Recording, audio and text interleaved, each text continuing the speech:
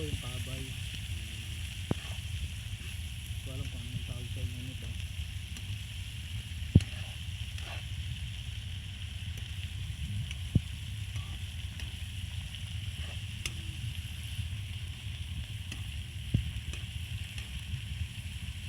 Ayan lang muna natin siyang mag-isa ng konti.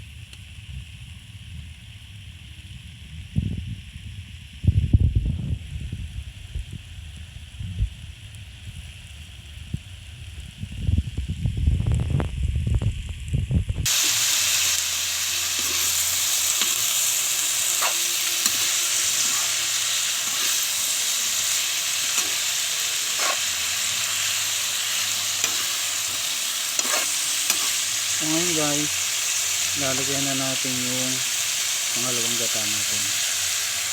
Tapos patutuyuin natin siya dyan. Ayan. Pag natuyo na, saka natin nilalagay yung pangalawang gata.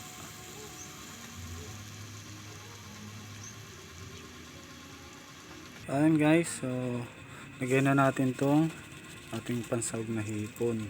Ayan. And then yung ating paminta.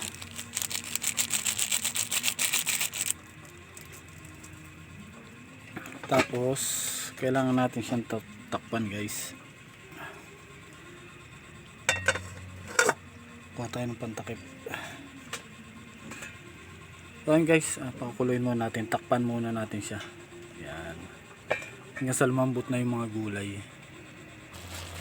Maamoy na siya guys. Pero konti na lang yung sabaw na. Tapos pag natuyo pa ang konti, lalagyan na natin yung ating kakang gata.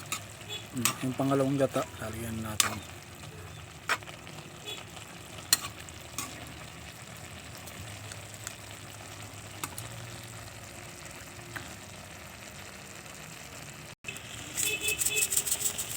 So ayan guys, lagyan natin yung ating bechin.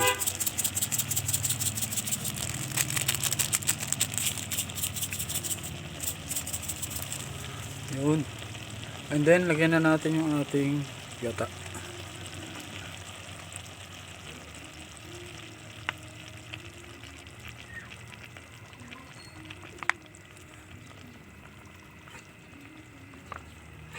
Yan.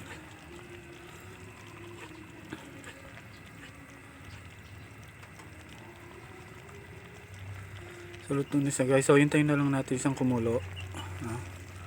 At pagkulo niya is okay na siya. Kasi templado na siya, luto na talaga siya. Ganyan lang kasimple, ganyan lang kadali guys. Ayan. So takpan muna natin siya para kumulo siya ng maayos. So ayan na guys. Luto na yung ating ginataan. Wow. Diba?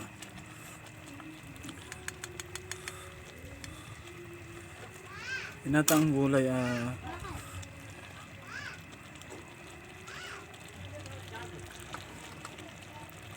ayun, natandaan ko na sigarilyas nga pala yung tawag dyan. So hanggang dito lang guys. Thank you for watching.